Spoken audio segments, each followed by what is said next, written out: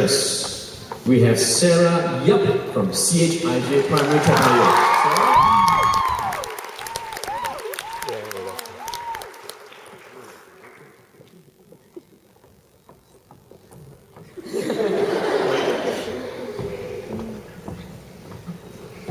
Good morning, Mr. Q. Boon Kwang, Deputy Managing Director, MediaCorp TV.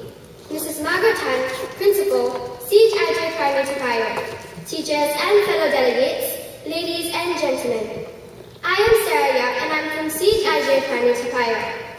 I am indeed privileged to deliver the first keynote address on the topic, how can I do my part to promote a more gracious society? Firstly, allow me to explain the definition of being gracious. According to the Cambridge International Dictionary of English, one definition of gracious is about being pleasant, kind and polite. But the one that stands out for me is the pleasant, kind and polite behavior of people, especially towards other people who have a lower social position. It is basically about being courteous, kind and pleasant towards others regardless of who they are. It was with great dismay that I read an article which stated that a survey done of the people in Singapore indicated are less gracious than they have ever been in the last 5 years. How I can do my part to promote a gracious society? Being gracious is something I find quite easy to do, as I've been taught by my parents to be gracious since I was young. I have also observed my parents and my 3 older siblings exemplify being gracious at all times.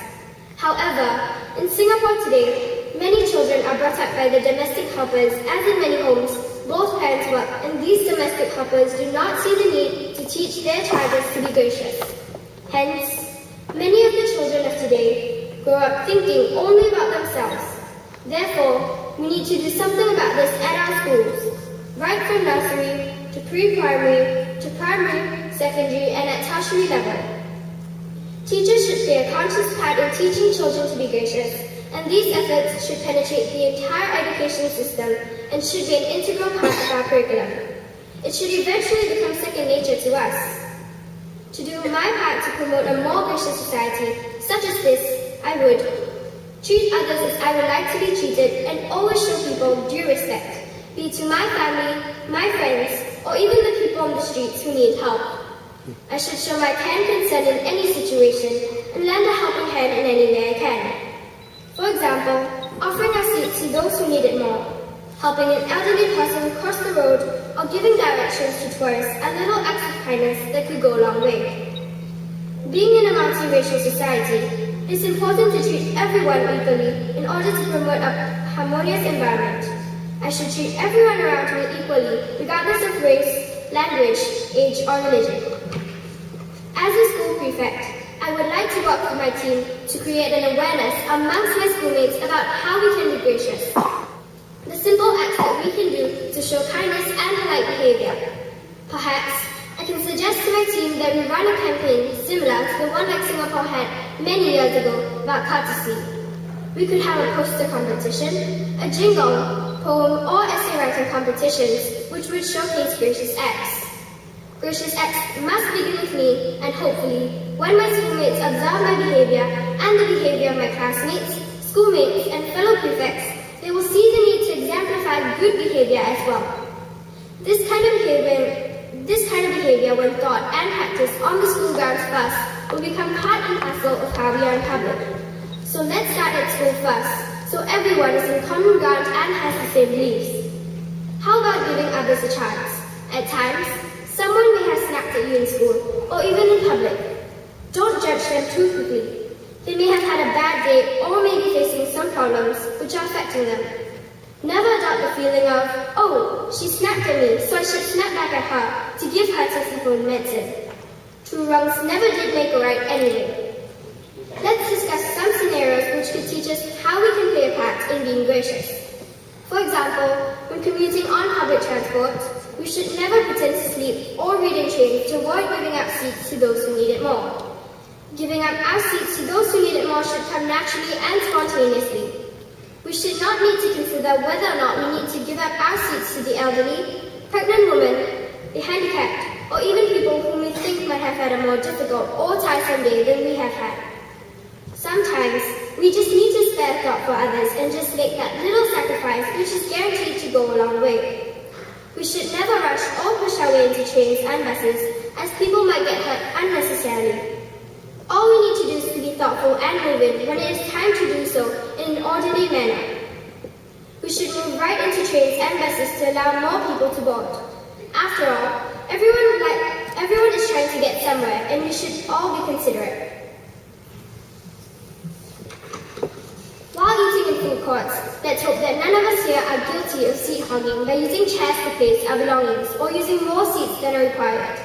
This prevents people from using the seats, especially during peak hours when space is limited. We should not only think of ourselves all the time, but of the person who is hungry and is holding a tray of food, but has nowhere to sit because a number of seats have bags on them. That's truly selfish, isn't it? I'm sure you will agree with me. How about returning our trays and cleaning up after ourselves after a meal? We need to always clean up after ourselves to allow for people to use them after us. Expecting the cleaners to clean up and wait on us because they are around at hawker centres should not be the practice. Often, we make the mess of the area we use as we expect the cleaners to clean up after us. However, we need to always remember to treat them as we would like to be treated, and always remember that they are no different from us. They are there to assist us, not to serve us.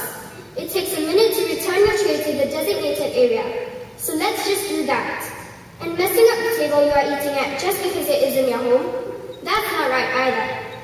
Singapore is known around the world as a clean and green city, but in the last few years, I've observed that we aren't as clean as we used to be. I've also heard my parents commenting that Singapore is no longer the clean city it is known to be. Let's work on retaining that title, and let's start in our schools first.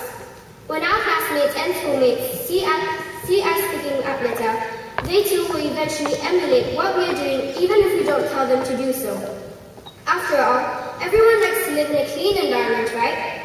Yes, there are cleaners in our schools too, but we should not litter just because we know that there are people around to pick up after us. It should become second nature that all litter goes into the litter bin and should not be thrown around indiscriminately. Never adopt the attitude that the cleaners are there to clean up anyway, and we should never take these helpers or cleaners for granted. Moving on to using public toilets. Let's spare thought for the next user and for the cleaners as well. Be considerate with the simple act of flushing after using the toilet. Not splashing water on the floor and keeping the toilet in a condition that allows the next person to use it comfortably. I'm quite sure we all enjoy using public toilets that are clean, right? So let's be the one to keep our public toilets that way too. And standing on the toilet seats, does that make sense to you? It's simply appalling to enter a toilet and see shoe prints all over the toilet seats, isn't it? Let's all abide by the simple rules that have been drawn up for us. After all, these guidelines are drawn up to make our society a better place to live in. We should always respect the restrictions and rules and understand that these rules are drawn up for a reason. In making these small efforts daily, we can all make the world and society a better place and a more pleasant environment to be in. Gracious acts must begin with me, and hopefully it will create a ripple effect. That is the multiplier effect of the power of one.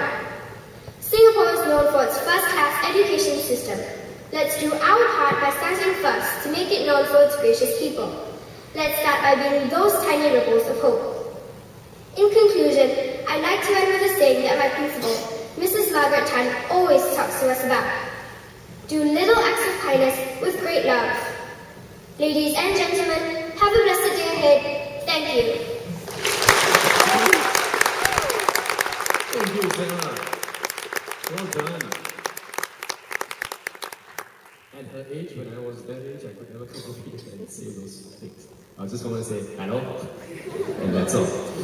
Just to expand on what Sarah mentioned just now in the speech, she talked about helping the tourists find a way or helping the elderly to cross the road. Reminds me of an incident. I was at the traffic junction and there was a blind man at the traffic junction. And around him was a whole bunch of students. Not one looked at him, not one offered to help him cross the road.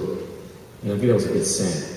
So hopefully after this Congress, we'll have kids. Not only will they help the blind to cross the road, they will carry him. But don't throw, don't throw. Okay. We're going to start now with our first talk. And would you please welcome from Singapore Media Academy, she's going to talk about